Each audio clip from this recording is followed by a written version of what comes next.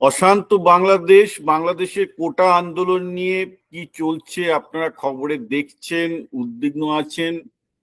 আজকে বাংলাদেশের রাজনৈতিক পরিস্থিতি এবং বাংলাদেশের এই অশান্ত উত্তাল রাজনৈতিক পরিস্থিতির জন্য ভারতের কি কি নিরাপত্তা অর্থাৎ সিকিউরিটি প্রবলেম সেই নিয়ে আমরা কথা বলবো প্রফেসর সৈয়দ ইফতেখার আহমেদের সাথে।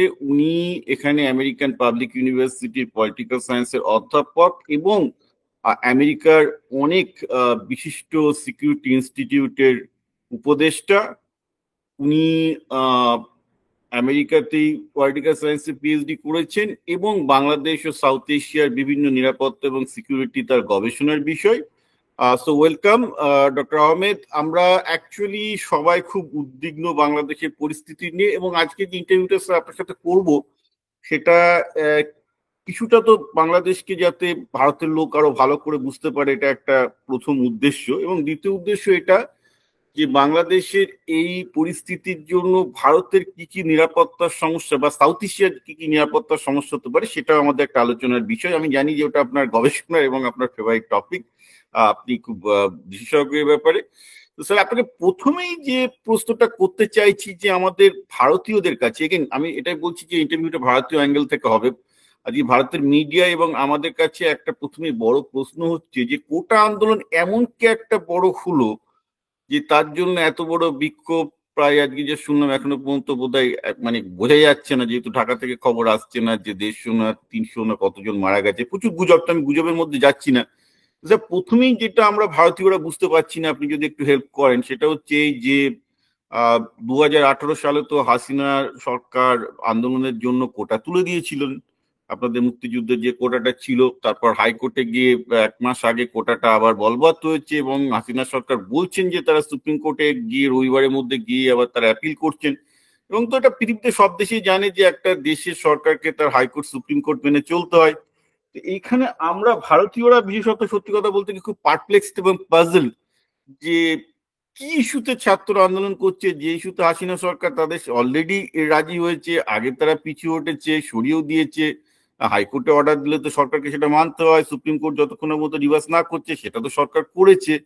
তো এর জন্য যেটা হচ্ছে আমাদের ভারতের তরফ থেকে আমরা দেখতে পাচ্ছি যে আমরা বিভিন্ন রকম, কেউ চায়না, কেউ আইএসআই এবং আরো অনেক রকম, কেউ কেউ আপনাদের যাদেরকে আর কি হাসিনা সরকার পুলিশের নেতাদের ধরার চেষ্টা করছিল দুর্নীতির জন্য, অনেক রকমের চক্রান্ত তত্ত্ব চলছে আর কি। তো এই ব্যাপারটা যদি ক্লিয়ার করে দেন যে এটা কি আদৌ একটা আন্দোলনের ভিত্তি তৈরি করে, কারণ এইটাই আমাদের ভারতীয়দের কাছে ক্লিয়ার নয়। ধন্যবাদ। আপনি মোটামুটি অনেকগুলি অ্যাঙ্গেল নিয়ে এসছেন, এবং অনেকেই হয়তো যারা বাংলাদেশের বসবাস করে না তাদের কাছে এটা একটা পারপ্লেক্সিং বিষয় যে আসলে এত বড় আন্দোলনটা কেন দাঁড়ালো। এখানে অনেকগুলো ফ্যাক্টর আসলে কাজ করেছে। প্রথমে আপনি যেটা বললেন যে একটা কোর্টের বিষয় বা একটা সাবজুডিস বিষয়, সেটা নিয়ে কেন আন্দোলন দাঁড়ালো। এখন মুশকিল হয়ে গেছে যে বাংলাদেশে বিশেষ করে গত 15-16 বছর এবং এর আগেও যে বিষয়গুলি ঘটেছে, আমাদের বাংলাদেশের ক্ষেত্রে যেটা হচ্ছে যে কোর্ট যে একটা আপনার ইন্ডিপেন্ডেন্ট এন্টিটি, এই বিষয়টা কিন্তু ইন প্র্যাকটিস কিন্তু কখনোই সেটা প্রতিষ্ঠা হয়নি। বিভিন্ন সময় দেখা গেছে, বিশেষ করে যে বর্তমান সরকার যারা সারা 15 বছর ক্ষমতায় আছে, তারা কোর্টকে রাজনৈতিক উদ্দেশ্যে ব্যবহার করে, অর্থাৎ কোর্টের কে ব্যবহার করে তাদের যে রাজনৈতিক স্বার্থ সিদ্ধি সেটা করবার চেষ্টা করেছে বিভিন্ন সময়। ফলে যে বিষয়টা দাঁড়িয়েছে যে আদালতের উপর যে মানুষের বা জনগণের বা ছাত্রের যে আস্থা, সে আস্থার একটা সংকট রয়েছে। ফলে অনেকের কাছে যেটা মনে হয়েছে, বিশেষত ছাত্রদের কাছে, যে যে বিষয়টা নিষ্পত্তি হয়ে গেছে 2018 সালে, সেটা আবার কোর্টে কেন আনা হলো এবং কোর্ট কেন আবার সেই 2018 সালে ফিরে যাওয়ার কথা বলছে। তো অনেকের কাছে কিন্তু বিষয়টা এভাবে ধরা পড়েছে যে এটা হয়তো সেখানে গভর্নমেন্টের কোনো ভূমিকা রয়েছে কিনা, যদিও গভর্নমেন্ট বারবার সেখানে বলে আসছেন যে, এবং গভর্নমেন্ট আপিলও করেছেন ছাত্রদের পক্ষেই যাতে সেটা যায়। তারপরেও কিন্তু একটা বড় মাত্রায় বিশ্বাসের যে ঘাটতি, সেই বিশ্বাসের ঘাটতিতে কিন্তু রয়ে গেছে ছিল। এই বিশ্বাসের ঘাটতিগুলি কেন হয় সেটা নিয়ে একটা লম্বা আলোচনাও আছে, আমি সেদিকে আমি যাচ্ছি। একটু কুইকলি জিজ্ঞাসা করছি, যে জন্য আমি যেটা বুঝি ভারত, তো এটা যেহেতু একটা ইম্পর্টেন্ট টপিক যে জুডিশিয়ারির ইন্ডিপেন্ডেন্স, তো আমি যতদূর জানি ভারতের সিস্টেমটা হচ্ছে কলেজিয়ান সিস্টেম, অর্থাৎ জাজেরা কলেজিয়ান সিস্টেমের মাধ্যমে অ্যাকচুয়ালি ইয়ে পায়, যার জন্য ভারতে কিন্তু এখনো পর্যন্ত আমি যেটা দেখতে পাচ্ছি সুপ্রিম কোর্ট আর হাইকোর্ট আর fairly independent of the politics. তো এইটা বাংলাদেশ যেহেতু ভারতের সিস্টেম ফলো করে, আমি তো জানতাম বাংলাদেশেও বোধহয় জাজেরা কলেজিয়াম সিস্টেমের মাধ্যমে অ্যাপয়েন্টেড হয় নাকি প্রধানমন্ত্রী নিয়োগ করেন, মানে কি হয় না, ওখানে? অ্যাপয়েন্টমেন্ট যেভাবেই হোক, বিষয়টা হচ্ছে কি যে বাংলাদেশে যে একটা হচ্ছে যে রিটেন একটা বিষয়, একটা হচ্ছে ইন প্র্যাকটিস কি হয়েছে, কি চর্চাটা কি হয়েছে। বাংলাদেশের জুডিশিয়ারি ক্ষেত্রে হিস্টোরিক্যালি দেখবেন যে ইন্ডিপেন্ডেন্ট জাজমেন্ট দেওয়ার জায়গাগুলি বা জাজমেন্টের ইতিহাস খুবই লিমিটেড। বেশিরভাগ ক্ষেত্রেই মনে করা হয় গভর্নমেন্টের যে ভিউ পয়েন্ট, সেই ভিউ পয়েন্টের আলোকেই বিশেষ করে হাইকোর্ট সুপ্রিম কোর্টের জাজেসরা সে রায় দেন। আপনি হয়তো মনে আছে যে বেশ কয়েক বছর আগে জাস্টিস এস কে সিনহা উনার একটি রায়ে উনি একটি লাইন যোগ করেছিলেন যেটা সরকারের পছন্দ হয়নি, যে কারণে উনাকে কিন্তু পদ ছেড়ে শুধু না, দেশ থেকে পালিয়ে যেতে হয়। তো এই যে বিষয়গুলি রয়েছে কোর্টের ধারাবাহিক ইতিহাস, ফলে কোর্টের উপর জনগণের কিন্তু আস্থাটা এই দেশে তৈরি হয়নি। সবসময় মনে করা হয় অর্থাৎ আপনি যেটা বললেন সেটা হচ্ছে যে একটা যে গভর্নমেন্টে গণতান্ত্রিক প্রক্রিয়া আমরা যেটাকে বলি যে জুডিশিয়ারি এবং এক্সিকিউটিভ এবং লেজিসলেটিভ ব্রাঞ্চ, এগুলোর উপর যে ভরসা, যে একটা একটা ইন্ডিপেন্ডেন্ট করছে, সেই জিনিসটা বাংলাদেশে নেই। এটা একটা অনাস্থার, দীর্ঘদিনের অনাস্থার ফসল। এটা দীর্ঘদিন অনাস্থার ফসল। এবং বর্তমান সরকারের ক্ষেত্রেও কারণে একটি জিনিস আমাদেরকে মাথায় রাখতে হবে, ভারতের সঙ্গে তুলনাটা এই জায়গাতে যায় না। কারণ বিগত 3টি নির্বাচনে কিন্তু বাংলাদেশে হয়েছে এক ধরনের সাজানো নির্বাচন, যেখানে বিরোধী দল আসলে একটি নির্বাচন অংশগ্রহণ করেছিল, কিন্তু সেই নির্বাচনও তাদের শক্তি সামর্থ্য অনুযায়ী, জনসমর্থন অনুযায়ী রায় রিফ্লেক্ট ঘটেনি। এবং এই নির্বাচন এবং এর পূর্বে এর আগের নির্বাচনের আগেরটি কোনোটাতেই আসলে সেই অর্থে কোনো নির্বাচন হয়নি। একটি সাধারণ নির্বাচনের মাধ্যমে যখন সরকার ক্ষমতায় আসে, সেই সরকারের উপরে কিন্তু একটা আস্থার সংকট থাকে। সুতরাং সরকারের উপর আস্থার সংকট, আপনার আদালতের উপর আস্থার সংকট, এবং প্রধানমন্ত্রী গণচীন থেকে ফিরে এসে যখন একটি সংবাদ সম্মেলন করে উনি কতগুলি কথা বলেন, এবং যারা আন্দোলনকারী যারা মনে করেছে যে প্রধানমন্ত্রী আন্দোলনকারীদের উদ্দেশ্য করে রাজাকার কথাটা বলছেন, উনি বলেছেন কি বলেছেন না সেটা অন্য ভিন্ন ডিবেটের বিষয়, কিন্তু যারা আন্দোলন করছে তাদের কাছে প্রতীয়মান হয়েছে প্রধানমন্ত্রী তাদেরকে রাজাকার বলে ইঙ্গিত করেন। এবং তার প্রতিবাদে যারা যখন বিক্ষোভ করে, তখন সরকার সেটাকে শক্ত হাতে দমনের উদ্যোগ নেয়। অর্থাৎ সরকারি যে ছাত্র সংগঠন ছাত্রলীগ, সে ছাত্রলীগের মাধ্যমে এই আন্দোলনকে দমানোর একটা উদ্যোগ নেওয়া হয়। এটি থেকে কিন্তু এই বড় ধরনের একটা বিস্ফোরণ ঘটে। এইটা আমি এবার একটু আপনার সাথে একটা, আপনি যেহেতু পলিটিক্স এর প্রফেসরও, এবং আপনার সাথে তারিখটা আমরা গভীর আলোচনায় যেতে চাই। সেটা হচ্ছে আমরা বাংলাদেশের জন্ম থেকে যেটা দেখছি যে 1975 সালে জাতির পিতাকে শেখ মুজিবুর রহমানকে পরিবার সূত্র মেরে দেওয়া হলো, কারণ উনি যে বাকশাল তৈরি করলেন তাতে জনগণের আস্থা ছিল না। সেটা আমরা তার পরবর্তীতে দেখতে পাচ্ছি। তারপর একই জিনিস আপনাদের পরবর্তী প্রেসিডেন্ট জিয়াউর রহমান, তিনিও গুলি খেলেন, রাইট? তারপর এরশাদকে ওইভাবে তাড়ানো হলো, একই রকম ভাবে একটা আন্দোলনের মাধ্যমে আপনার 91 সালে এরশাদকে তাড়ানো হলো। তারপর এখন হাসিনাকে তাড়ানোর আন্দোলন চলছে, যদি আমি ধরে নিই সেইভাবে, যদি ব্যাপারটাকে ধরি, যে অনাস্থার কথাটা আপনি বললেন, তাহলে আমরা যেটা দেখতে পাচ্ছি যে বাংলাদেশে এই পিসফুল পাওয়ার ট্রানজিশনটা হচ্ছে না, মানে যেটা একটা গণতান্ত্রিক পদ্ধতিতে হওয়া উচিত। এটা কেন হচ্ছে বলে মনে হয়? মানে এটা কি, এটা একটা মনে হচ্ছে কোন একটা আফ্রিকান দেশ বা যে দেশগুলোতে আমরা দেখতে পাই যে সমস্যাগুলোতে, আপনি তো রাজনীতি আরো ভালো করে জানেন। এবার আপনি বলুন যে বাংলাদেশের ইতিহাস, বাংলাদেশের ভূগোলের জন্য কতটা দায়ী? কারণ লোকজন অনেক ক্ষেত্রেই নিজেদের চরিত্রকে যোগ দেয়, কিন্তু আমি উইল ডুরান্টের ইতিহাস থেকে যেটা পড়ে বুঝেছি, উনি বলেছিলেন যে না ভাই, ওরম বলে কিছু হয় না, আলটিমেটলি এগুলো সব ভূগোল এবং ধারাবাহিক ইতিহাসের ফসল। এই বাংলাদেশের এই যে সরকারের প্রতি অনাস্থা এবং সত্যি একটা dictatorial tendency of all the government starting from its birth, জন্ম থেকে, এটা কেন হচ্ছে?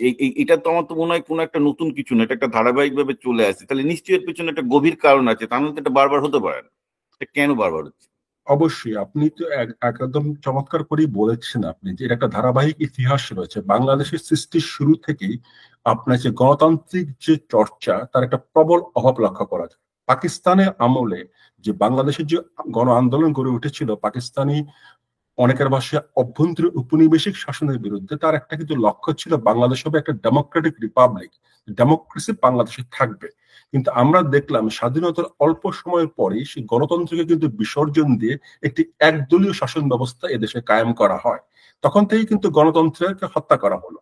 এবং পরবর্তীতে আমরা বিভিন্ন সামরিক শাসন ধারাবাহিকভাবে আমরা দেখলাম, এবং সামরিক শাসন পরবর্তী সময়ে যখন 91 সালে একটা গণতান্ত্রিক তথা একটা সরকার প্রতিষ্ঠা করা হলো কেয়ারটেকার সরকারের অধীনে নির্বাচন করে, এবং তারপরে মনে করা হলো যে বাংলাদেশে পরবর্তী নির্বাচনগুলো কেয়ারটেকার সরকারের অধীনেই হবে বা তত্ত্বাবধায়ক সরকারের অধীনেই হবে।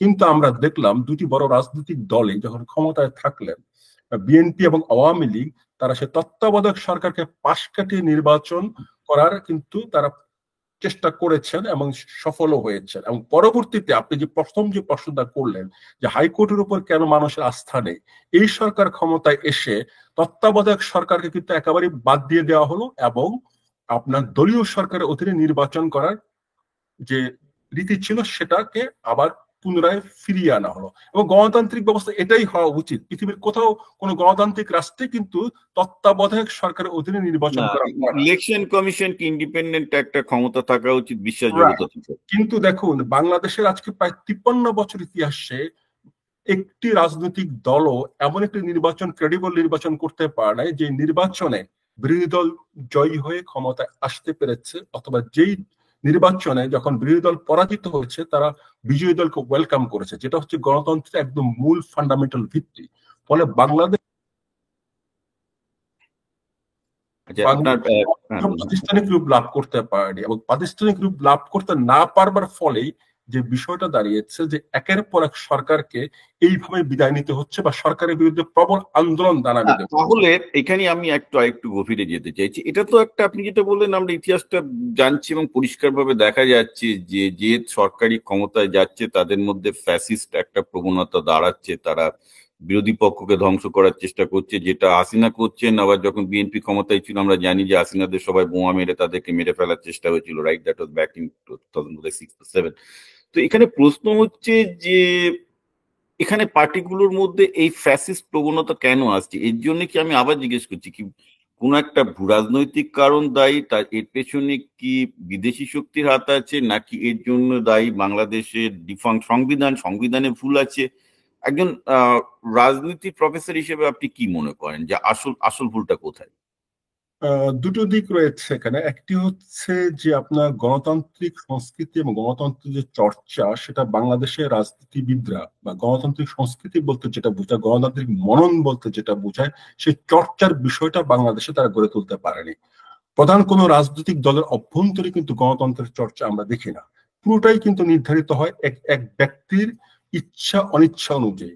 একটি পলিটিক্যাল পার্টি নিজেই যখন ডেমোক্রেটিক ওয়েতে রান করে না, সেই পার্টি দ্বারা কিন্তু দেশে ডেমোক্রেসি আসবে এটা চিন্তা করা যায় না। না, কিন্তু এইখানে আমি আপনাকে একটা গুগলি ছুরি, যে আমরা আগেরবার কি দেখলাম যে ট্রাম্প জমানায় একই রকম, রাইট? ট্রাম্পের আমলে আমি তো মনে করি রিপাবলিকান পার্টিতে গণতন্ত্র উঠে গেছে, রাইট? এটা ডিক্টেটরিয়াল টেন্ডেন্সি, এবং ট্রাম্প ডিক্টেটরিয়াল যে কাজগুলো করার চেষ্টা করেছে তার 4 বছরে, সেগুলো কিন্তু আমেরিকার আদালত, এবং যেহেতু আমাদের দেশে আমেরিকাতে পুরোপুরি well entrenched in a very well developed democracy, সেই কালচারটা ভাঙার চেষ্টা করলো। আমরা কিন্তু দেখলাম আদালত এবং বিভিন্ন সংস্থা, যেমন এফবিআই থেকে শুরু করে এফডিএ সবাই ফাইট ব্যাক করেছে, because they have the power of the institution, have the power to fight back. এইখানে প্রশ্নটা হচ্ছে এই যে ইনস্টিটিউশন, আপনি তো বলেন কি আপনাদের পলিটিক্স তো বলতে ইনস্টিটিউশন গুলো যেগুলো অ্যাকচুয়ালি মানে যেটা চেক অ্যান্ড ব্যালেন্স, ক্ষমতার যে চেক অ্যান্ড ব্যালেন্স থাকে, যে কারণ আপনি জানেন যে পলিটিক্যাল সায়েন্সে আমরা বলি যে মানুষের মধ্যে ডিক্টেটোরিয়াল টেন্ডেন্সি থাকতে পারে, তার অপরাধ করার প্রবণতা থাকতে পারে, কিন্তু যে চেক অ্যান্ড ব্যালেন্স ক্ষমতা, কারণ পলিটিশিয়ানরা বাই ডিফল্ট ক্ষমতার লোভী, তারা সেটা হবে, কিন্তু তার জন্য যে চেক অ্যান্ড ব্যালেন্স থাকার যে ব্যবস্থাগুলো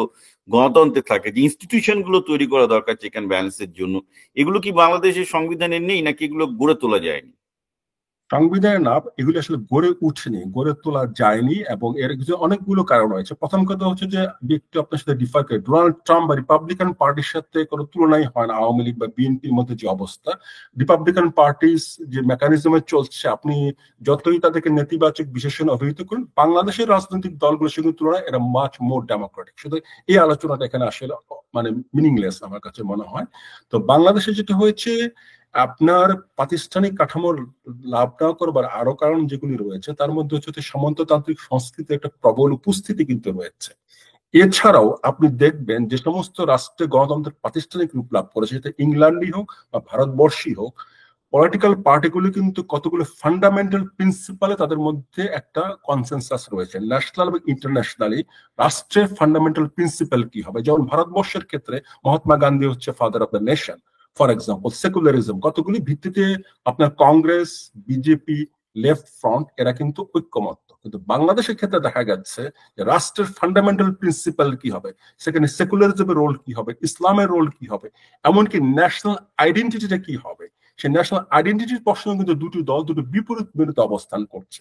পৃথিবীতে এমন নেশন বা এমন কোন স্টেট পাওয়া যাবে না যেখানে এন্টায়ার জাতি তার ন্যাশনাল আইডেন্টিটির প্রশ্নে পুরো জাতি দ্বিধা বিভক্ত। যেমন বাংলাদেশে আপনি জানেন যে দুটো জাতীয়তাবাদ পাশাপাশি রান করছে, একটা হচ্ছে বাঙালি জাতীয়তাবাদ, একটা হচ্ছে বাংলাদেশি জাতীয়তাবাদ। কিছু অর্ধেক মানুষ মনে করেন আমরা বাঙালি, আর বাকি অর্ধেক মনে করেন আমরা বাংলাদেশি। কিন্তু ভারতবর্ষে আপনি যে কোনো রাজনৈতিক দলের কাছেই যান, এমনকি মুসলিম লীগদের কাছেও যান, তারাও কিন্তু বলে আমি ভারতীয়। এই আইডেন্টিটির প্রশ্নে কিন্তু কোনো দ্বিমত ভারতবাসীর মধ্যে নেই, আমেরিকানদের মধ্যে নেই, ব্রিটিশদের মধ্যে নেই, রাশিয়ানদের মধ্যে নেই। কিন্তু বাংলাদেশে তার ন্যাশনাল আইডেন্টিটি কি, তার ন্যাশনালিজমটা কি হবে, তার জাতীয়তাবাদটা কি হবে, সেই মৌলিক প্রশ্নে কিন্তু রাজনৈতিক দলগুলির মধ্যে মত পার্থক্য রয়েছে।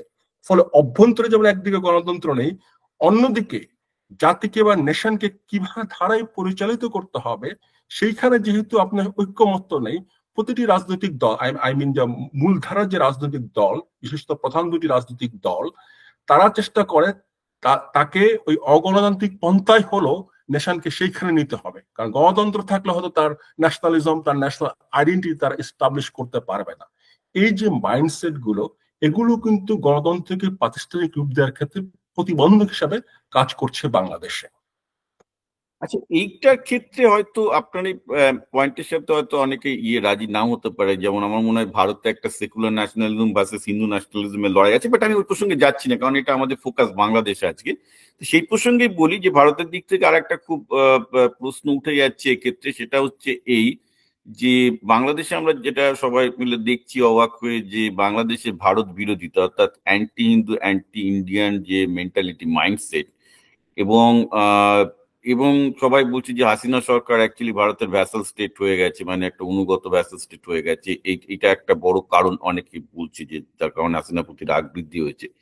তো আপনি তো একজন জিওপলিটিক্স এর প্রফেসর, তো আমাদের প্রশ্ন হবে এই যে বাংলাদেশের যে ভৌগোলিক অবস্থান সম্পূর্ণ ভারত দিয়ে ঘেরা, এবং ভারত এখন একটা শক্তিশালী রাষ্ট্র হিসেবে আরো বেশি আত্মপ্রকাশ করছে, এই অবস্থায় আমরা যদি পৃথিবীর বর্তমান এবং অতীতকে পর্যালোচনা করি, তাহলে কি এটা কখনো সম্ভব যে বাংলাদেশে কি এমন কোন সরকার আসা, ডেমোক্রেটিক্যালি আসা কি পসিবল, যে সরকার এফেক্টিভলি ভারত বিরোধিতা করতে পারবে? কারণ আজকে যেটা দাঁড়াচ্ছে সেটা হচ্ছে বাংলাদেশের অনেক কিছু ভারতের উপর নির্ভর করে, ভারতের ক্যাপিটাল অনেকটা বাংলাদেশ ইনভেস্ট করেছে।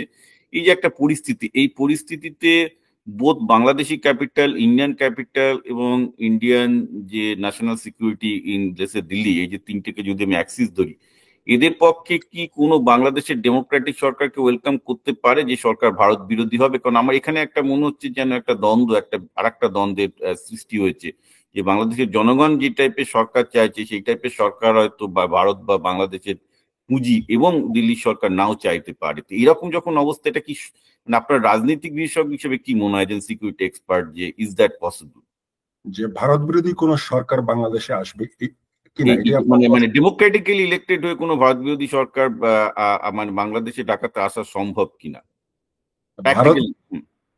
ভারত বিরোধিতার দুটো দিক আছে। একটা হচ্ছে আপনার ওই মানে রাজনৈতিক মঞ্চে বক্তৃতা বিবৃতির একটা বিষয়, আবার আবার এই রাজনৈতিক দলগুলি যখন ক্ষমতায় আসেন, তার কোন রাজনৈতিক দল কিন্তু বলছেন না যে আমরা ঠিক ভারত বিরোধী। এই জায়গায় কিন্তু কোনো রাজনৈতিক দল অন্তত গত 10 বছর সেটা বলছেন না। তারা যেটা বলতে চাচ্ছেন যে আমরা ভারতের সাথে একটা আপনার মানে সম অধিকার ভিত্তিক একটা সম্পর্ক চাই। কিন্তু এটা ঠিক, আমি আপনার ওই প্রশ্নটাতে যাই যে ভারত বিরোধী একটা বিশাল সেন্টিমেন্ট বাংলাদেশের রাজনীতিতে গত 10-15 বছরে ডেভেলপ করেছে। এই সেন্টিমেন্টটা কিন্তু সবসময় ছিল।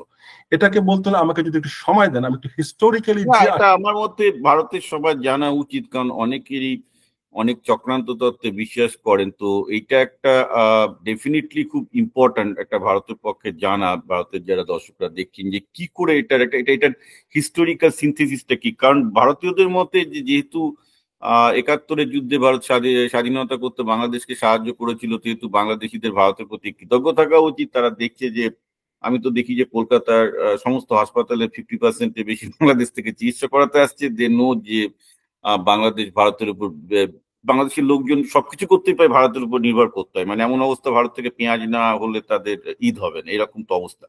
এরকম যেখানে সিচুয়েশন, এটা অ্যাকচুয়ালি আমি আমার নাম আর মানে আমার একটা বন্ধু বলল, আরে এইরকম তো অবস্থা যে দেখো আমাদের এখান থেকে পেঁয়াজ না গেলে ওদের ঈদ হয় না, সেই অবস্থায় কি করে এই ধরনের একটা শত্রুতার সম্পর্ক তারা ইভেন মানে কল্পনা করতে পারে? আচ্ছা, এখানে প্রথমে একটু হিস্টোরিক্যাল দিকটা বলে তারপর প্রেজেন্ট অবস্থাটা আমি বলতে চাচ্ছি, তাহলে হয়তো রিলেট করতে সুবিধা হবে। আমার যা অবজারভেশন সেটা হচ্ছে যে বাংলাদেশের ইতিহাসে বা বাংলাদেশের সবচেয়ে ডমিনেন্ট পলিটিক্যাল যে আপনার আইডিওলজি সেটা হচ্ছে মুসলিম ন্যাশনালিজম, যেটা যার ভিত্তিতে 1947 সালে পাকিস্তান গঠিত হয়েছিল। এই মুসলিম ন্যাশনালিজমকে এই মুসলিম ন্যাশনালিজমের একটা বড় অনুষঙ্গ হচ্ছে ভারত বিরোধিতা, এবং এই মুসলিম ন্যাশনালিজমকে এনকাউন্টার করে বাংলাদেশি বা বাঙালি জাতীয়তাবাদ, যেটা আওয়ামী লীগ যার নেতৃত্ব দিয়েছিল, সেটা দাঁড়ায় বেঙ্গলি ন্যাশনালিজম। কিন্তু আনফর্চুনেটলি সে বেঙ্গলি ন্যাশনালিজম, যেটাকে বলা হয় যে হেজিমনি প্রতিষ্ঠা করা, অর্থাৎ সে বেঙ্গলি ন্যাশনালিজম মুসলিম জাতীয়তাবাদকে বাংলাদেশের যে রাজনৈতিক যে পলিটিক্যাল কালচার সেখান থেকে রিপ্লেস ওইভাবে করতে পারেনি, বরং মুসলিম জাতীয়তাবাদ দিনকে দিন শক্তিশালী হয়েছে, সেটা যে নামই হোক। এর কারণটা হচ্ছে বাঙালি জাতীয়তাবাদের যে ব্যর্থতা, সে ব্যর্থতার দিকটা কোন জায়গায়? একজন সাধারণ মানুষ জাতীয়তাবাদের টেক্সটে কি লেখা আছে সেটা দেখে কিন্তু সে কোনো পলিটিক্যাল মতাদর্শের প্রতি আকৃষ্ট হয় না। এই বাঙালি জাতীয়তাবাদকে যারা প্রবক্তা ছিলেন তারা যখন ক্ষমতায় গেলেন, দেখা গেল তারা এখন এক হয়েছেন, দুর্নীতি সমাজে বৃদ্ধি পেয়েছে এবং নানা রকম অনাচার অবিচার অত্যাচার বৃদ্ধি পেয়েছে, এবং বাঙালি জাতীয়তাবাদের সঙ্গে যারা সংশ্লিষ্ট, দেখা যাচ্ছে যে তাদের সঙ্গে ভারতের একটা ঐতিহাসিক এবং একটা ঘনিষ্ঠ সম্পর্ক মুক্তিযুদ্ধের সূত্রে রয়েছে। সুতরাং এই দুইটা জিনিসকে কিন্তু জনগণ মিলাচ্ছে, যে যারা বাঙালি জাতীয়তাবাদকে রিপ্রেজেন্ট করছে ওরা যখন ক্ষমতায় যাচ্ছে, কারণ তারা বলে এসেছিল মুসলিম জাতীয়তাবাদীরা হচ্ছে ডিক্টেটর, সুতরাং আমরা হব ডেমোক্রেটিক, কিন্তু ইন প্র্যাকটিস দেখা গেল তারা মুসলিম জাতীয়তাবাদের চেয়ে অনেক বড় ডিক্টেটর হয়ে বসে গেল, অনেক বড় করাপশনের সঙ্গে যুক্ত হলো, আপনার হিউম্যান রাইটস কে তারা ভায়োলেট করলো, মানুষের গলাকে মানে মত প্রকাশের স্বাধীনতার বিরুদ্ধে তারা দাঁড়ায় গেল। এবং এগুলির সঙ্গে দেখা যাচ্ছে যে যেহেতু তারা ভারতের সাথে একটা লিঙ্কড, সুতরাং একটা ভারত বিরোধী সেন্টিমেন্ট এখানে দাঁড়ালো। এটা হচ্ছে এক নম্বর পয়েন্ট। দ্বিতীয় পয়েন্ট হচ্ছে মুসলিম জাতীয়তাবাদ ছাড়াও লেফট যে মতবাদ, বামপন্থী যে মতবাদ, তারা শক্তিশালী না হলেও তারা যে একটা তত্ত্ব দেয় সেটা পপুলারিটি পায়, সেটা হচ্ছে ভারতকে তারা চিহ্নিত করে নব্য উপনিবেশিক রাষ্ট্র হিসাবে এবং এমার্জিং ইম্পিরিয়ালিস্ট কান্ট্রি হিসাবে, যেটাকে আপনার সমস্ত ভারত বিরোধী যত মানে রাজনৈতিক দল মত আছে তারা সেটা কাছে কিন্তু এই তত্ত্বটা গ্রহণযোগ্যতা পায়। কিন্তু ভারত এবং ক্ষমতাসীন রাজনৈতিক দল মানে আওয়ামী লীগ এই জিনিসটাকে ডিবাঙ্ক করার মতো কোনো অবস্থা কিন্তু তারা পলিটিক্যালি তারা দাঁড় করাতে পারে নাই। এই ছিল তার political ideological basis anti Indian সেন্টিমেন্টের। এবার আসি প্রেজেন্ট টাইমে, কেন এন্টি ইন্ডিয়ান সেন্টিমেন্ট এত ব্যাপক হারে বৃদ্ধি পেয়েছে বাংলাদেশে? অনেকগুলি কারণ রয়েছে, আমি খুব দ্রুত বলছি। একটি হচ্ছে ভারত বাংলাদেশের যে বাণিজ্যিক অসমতা, এটা হয়তো বাণিজ্যিক নিয়মের কারণেই হচ্ছে, কিন্তু সরকার বা ভারত কেউ জনগণের সামনে এটা বোঝাতে পারেনি, কারণ জনগণ মনে করছে এখানে বাণিজ্যিক নিয়মে না হয়ে একটি বড় পাওয়ারফুল রাষ্ট্র হিসাবে ভারত তার প্রভাবকে বিস্তার করে সে বাণিজ্যিক অ্যাডভান্টেজ নিচ্ছে, নাম্বার ওয়ান। নাম্বার টু, সীমান্তে যে আপনার হত্যাকাণ্ড ঘটছে প্রায় প্রতিনিয়তই, কখনো কম কখনো বেশি, এইটাকে বাংলাদেশের জনগণ কখনোই ভালো চোখে দেখছে না। তারা এই বিষয়টা সম্পর্কে অসম্ভব তাদের মধ্যে একটা ক্ষোভ মনে হয় রয়েছে। যে সীমান্ত হত্যাকাণ্ডটা বিএনপির আমলে বেশি হতো। আমার মনে হয় শেখ হাসিনা ক্ষমতায় আসার পর থেকে সীমান্ত কিন্তু অনেক বেশি শান্ত কম্পেয়ার টু বিফোর। কম্পারেটিভলি শান্ত, কিন্তু এমন হয় না যে বছরে হত্যাকাণ্ডের ঘটনা ঘটছে না, এবং হত্যাকাণ্ড ঘটনা থেকে সেটাকে তারা এটাকে বাংলাদেশের মানুষ ভালোভাবে নেওয়ার কোনো কারণ নেই।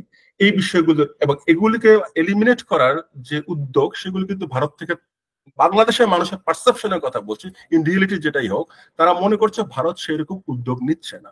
তৃতীয়ত যেটা হচ্ছে সেটা হচ্ছে যে কাঁটাতারের যে বেড়ার বিষয়টা, এই থেকে বাংলাদেশের মানুষ অত্যন্ত নেতিবাচক ভাবে নিয়েছে, এবং তারা মনে করছে যে বাংলাদেশ হচ্ছে পৃথিবীর সবচেয়ে বড় একটা প্রিজন ক্যাম্প, এইভাবেই কিন্তু বিষয়টাকে বলা হয়, এবং এর একটা প্রচন্ড নেতিবাচক প্রভাব বাংলাদেশের বিভিন্ন স্তরের মানুষের মধ্যে সেটা একটা প্রভাব রয়েছে।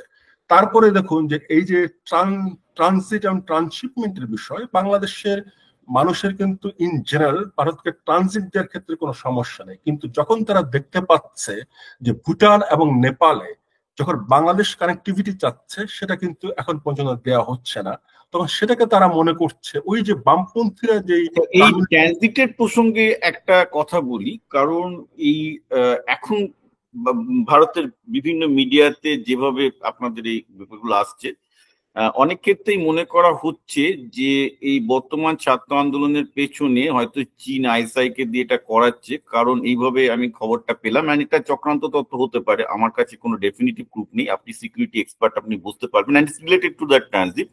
যেটা বলা হচ্ছে যে যে 2 সপ্তাহ বা 3 সপ্তাহ আগেই যখন হাসিনা ভারতে এলেন, এই ট্রানজিটটা হলো, যে বেসিক্যালি একটা ট্রানজিট চুক্তি হলো যে ভারতের মধ্য দিয়ে আগরতলা, অর্থাৎ নর্থ ইস্টের ত্রিপুরা বা মণিপুর, যে স্টেট গুলো ভারতের ডিস্টেন্স স্টেট, সেখানে এখন আমাদের প্রায় 24 থেকে 48 ঘন্টা লাগে ট্রেন এবং বাস পথে, এবং ট্রানজিট দিয়ে দিলে সেটা 7 থেকে 8 ঘন্টায় হয়ে যাবে। এটার একটা মিলিটারি সিগনিফিকেন্স আছে, কারণ এখন যেটা হচ্ছে ভারতের যে 17 বা 19 কিলোমিটারের যে চিকেন নেক আছে, মানে আমাদের শিলিগুড়ির ওখানটায়, ওটা তো একটা খুব রিস্কি জোন। তো ন্যাচারালি যদি চীন আক্রমণ করে, সেক্ষেত্রে ভারত যদি এই ট্রানজিটটা পায়, that will be an alternative. বিশেষ করে in the time of military emergency this will be very effective thing, কারণ তার একটা অল্টারনেটিভ রুট পাওয়া যাচ্ছে। তো অনেকেই বলছে যে এই যে হাসিনা তো চীনে গেলেন, চীনে গিয়ে দেখা গেল তিনি সফর শেষ করে দিয়ে চলে গেলেন, এবং তারপরে এই আন্দোলনটা শুরু হলো। এবং আমরা দেখতে পাচ্ছি যে চীনের প্রায় $5 বিলিয়ন সাহায্য দেওয়ার কথা ছিল, সেখানে এটা হলো 100 মিলিয়ন। শেখ হাসিনা চীনের, এবং সেটা প্রকাশ্য নয় যে কোন কোন চুক্তিগুলো বা চীনের কোন শর্ত তিনি মানলেন না। কিন্তু যেটা আমরা ভারত থেকে দেখতে পেয়ে বা ভারতের লোকজন দেখতে পেলো, যে চীনের কিছু শর্ত উনি মানলেন না, কাটছাট করে চলে এলেন, 5 বিলিয়নের জায়গায় 100 মিলিয়ন অনেক কম একটা নিয়ে এলেন। এবং এবং আমরা দেখতে পাচ্ছি তার আগে এই ট্রানজিট চুক্তিটা হওয়ার কথা ছিল। তো এই জন্য অনেক ভারতের যারা সিকিউরিটি বিশেষজ্ঞ তারা বলছেন এর পেছনে চায়নার হাত থাকতে পারে। কারণ এই যে ট্রানজিটটা যদি কার্যকর হয়, যেটা ভারত বাংলাদেশের মধ্য দিয়ে নর্থ ইস্টকে পৌঁছানো, যেখানে 24 থেকে 48 ঘন্টার জায়গায় 7 থেকে 9 ঘন্টার মধ্যে ট্রানজিটটা হয়ে যাবে with West Bengal to this border directly, সেটাকে নাকি নষ্ট করার জন্যই এরকম হাসিনাকে ফেলে দেওয়ার চেষ্টা হচ্ছে। তো এইটা এখন ভারতের সবচেয়ে জনপ্রিয় চক্রান্ত তত্ত্ব। এখন দেখুন, আপনি জানেন ভূ রাজনীতিতে সামনের খেলা থাকে, পেছনে খেলা থাকে। তো প্রশ্ন হচ্ছে এই ব্যাপারে আপনার মতামত কি? এই ব্যাপারে আমার মত, আমি এই ধরনের চক্রান্ত তত্ত্বটা একটা অসার বলে মনে করি। কারণ সিআইএ, মোসাদ, আইসিআই যদি এত বড় গণ অভ্যুত্থান করার থাকতো, তাহলে মার্ক্সবাদীদের, বামপন্থীদের ওদের থেকে শিক্ষা নেওয়া হচ্ছে যে কি করে এত বড় গণ আন্দোলন তোলা যায়। আসলে এটা পৃথিবীতে কখনোই হয়নি, যে এটা কোনো আপনার গুপ্তচর সংগঠনের পক্ষে আরেকটি দেশে, যেহেতু দূরের কথা, নিজের দেশেও কোনো এই ধরনের গণ আন্দোলন গড়ে তোলা সম্ভব না। গণ আন্দোলনের বিষয়টা ভিন্ন। চক্রান্ত করে আপনার রাজনৈতিক হত্যাকাণ্ড ঘটানো যেতে পারে, কিন্তু এটা একটা টোটালি ইম্পসিবল, অ্যাবসার্ড একটা কনসেপ্ট, যে আপনার বাইরের কোনো রাষ্ট্র আপনার বাংলাদেশ বা অন্য কোনো রাষ্ট্রে এসে আপনার এই ধরনের গণ আন্দোলন, গণ অভ্যুত্থানের বিষয়গুলো একটু পুরো ভিন্ন। এটা হচ্ছে ডিফারেন্ট ডিসকোর্স, আলোচনার বিষয়, কি করে গড়ে ওঠে। কিন্তু কোনো অবস্থাতেই কোনো আপনার গোয়েন্দা সংস্থা বা কোনো বাইরের রাষ্ট্রের পক্ষে অন্য রাষ্ট্রের যে এ ধরনের গণ আন্দোলন বা কোনো ধরনের অ্যাকচুয়ালি এই এই ধরনের আলোচনাগুলো আরো ক্রেডিবিলিটি পাচ্ছে, কারণ যারা এই তত্ত্ব নিয়ে আসছেন, আমি একজন বলছি, এদের মধ্যে একজন আপনার এক্স অ্যাম্বাসেডার আছে, x Indian ambassador two Bangladesh আছেন, এবং এরা যখন এগুলো বলছেন, সিকিউরিটি অ্যাডভাইজার যারা গভর্নমেন্টের, তখন কিন্তু জনগণ এগুলো বিশ্বাস করতে বাধ্য, because they are on top level ex bureaucrat যারা টিভিতে বলেন। প্রেজেন্ট ব্যুরোক্র্যাটটা তো বলতে পারবেন না, যারা পাস্ট ব্যুরোক্র্যাট বলছেন। তো সেই জন্য আপনি যেহেতু সিকিউরিটি এক্সপার্ট, আপনার কাছে প্রশ্ন থাকলো যে যে তাহলে তাদের, এই জন্যই আমি এই আলোচনাটা করছি, কারণ আপনি ভালো বলতে পারবেন না যে সিকিউরিটি অ্যানালিস্ট, যে এটা আদৌ মানে কতটা ভায়াবল, যে চীন চাইছেন না যে যে এই ট্রানজিটটা হোক, তার জন্য চীন আইএসআই এর মাধ্যমে টাকা খাটাচ্ছে বাংলাদেশের যারা অবভিয়াসলি, যেহেতু অলরেডি একটা অংশ আপনি যেটা বললেন বিরোধী করছে, যেটাকে আরো বেশি ফার্মেন্ট করছে যাতে ভারতকে ট্রানজিট না দেওয়া হয়। এ ধরনের আলোচনাগুলো যখন তোলা হয়, এগুলোর কিন্তু একটা নতুন রাজনৈতিক উদ্দেশ্য থাকে, অর্থাৎ মুভমেন্টটাকে আপনার ডিসক্রেডিট করে দেয়া। যে সবসময় আপনার দেখবেন যে হিস্টোরিক্যালি এই মুভমেন্ট গুলোর পিছনে কোনো না কোনো নেতিবাচক শক্তি জড়িত। এভাবে যদি মুভমেন্ট গুলিকে আপনার চিহ্নিত করা যায়, তাহলে সেই মুভমেন্ট গুলিকে আপনার বল প্রয়োগ করে দমন করা, তার কিন্তু একটা ন্যারেটিভ দাঁড়ায়। সুতরাং আপনার এটা তো ঠিক যে ভারতীয় সরকার চাচ্ছে না এ ধরনের কোন একটা মুভমেন্ট দ্বারা, কারণ বাংলা এই পুরো দক্ষিণ এশিয়াতে বর্তমানে বাংলাদেশ সরকার হচ্ছে ভারতের কোট আনকোট নির্ভরযোগ্য মিত্র। সুতরাং এইটি কিন্তু ভারতের জন্য একটা একটা চ্যালেঞ্জ যে আমি এইখান সেটাই থেকে। বললাম, এটা ভারতের একটা বিশাল সিকিউরিটি চ্যালেঞ্জ হয়ে দাঁড়িয়েছে প্রেজেন্ট মুভমেন্ট। হ্যাঁ, এক্স্যাক্টলি। এবং কোনো কারণে যদি সরকারের পতন ঘটে, তাহলে আপনার যদি এমন একটি সরকার দ্বারা যেটা ওইভাবে ভারত ফ্রেন্ডলি না, তাহলে কিন্তু ভারতের বিভিন্ন যে আপনার বাণিজ্যিক বা অন্য স্বার্থ রয়েছে সেটা আপনার হ্যাম্পার হতে পারে বলে আমরা বাইরে থেকে মনে হচ্ছে যে সাউথ ব্লক হয়তো দিল্লিতে সেটা মনে করছেন। সুতরাং এরই অংশ হিসাবে, এবং ষড়যন্ত্র তত্ত্ব সারা বিশ্বে অত্যন্ত জনপ্রিয়, বাংলাদেশেও জনপ্রিয়। সুতরাং শুধু যে আপনার গণচিহ্নের কথা বলা হচ্ছে তা কিন্তু না। আপনাদের ভারতীয় মিডিয়ায় দেখলাম আরেকটা মিডিয়ায় বলছে যে মার্কিন যুক্তরাষ্ট্রের সেখানে ভূমিকা রয়েছে এবং মার্কিন যুক্তরাষ্ট্র এই কাজগুলি করাচ্ছে। শুধু এই সমস্ত আলোচনা আসলে জাস্ট আপনার হয় আপনার যেটা বলে যে আপনার মানে নিজেকে আপনার গ্রহণ করা আর কি, অধিক মানুষের কাছে নিজের বক্তব্যটাকে নিয়ে একটা অ্যাপিল তৈরি করা, অথবা আপনার এই ধরনের তত্ত্বগুলিকে সামনে এনে চেষ্টা করা হয় যে একটা আন্দোলনকে আসলে দমনের একটা ক্ষেত্র তৈরি করা। কিন্তু ইন রিয়েলিটি হচ্ছে যে পৃথিবীতে কোনো, আমি আবারও বলছি যে কোনো সিক্রেট এজেন্সির পক্ষে অন্য দেশে যে গণ আন্দোলন, গণ অভ্যুত্থান গড়ে তোলা সম্ভব নয়, এবং নিজের দেশেও সেটা সম্ভব না।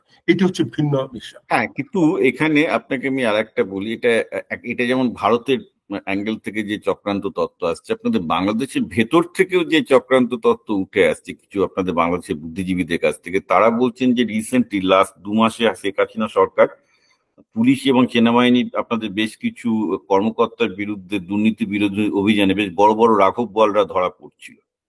এটা বলছেন হতে পারে সেসব রাঘব বোয়ালদেরও একটা অংশ এটা করাচ্ছে যাতে সেই রাঘব বোয়ালদের উপর হাসিনা সরকার আবার বেশি ডিপেন্ডেন্ট হয়ে যায়, যাতে ওদেরকে আর বেশি না নড়াতে পারে। এটা কতটা সম্ভব? না, এটাও একটা, ওই যে একই কথা বললাম, ষড়যন্ত্র। তো একজন ব্যুরোক্রেটস এর পক্ষে যদি আন্দোলন সংগঠিত করা সম্ভব হতো তাহলে তো একটু ভিন্ন হিসাব ছিল। এগুলো আসলে সম্ভব না, টাকা দিয়েও সম্ভব না। আর রাঘব বোয়াল যাদেরকে ধরা পড়েনি, ওরাও চাইবে না যে বর্তমান সরকারের কোনো মানে সমস্যা হোক, কারণ যদি কোনোদিন পাওয়ার গেমটা চেঞ্জ হয়, তারা কিন্তু চিহ্নিত হবেন যে এই সরকারকে তারা রক্ষা করেছে, শুধু ওরাই প্রথম ভিকটিম হবে।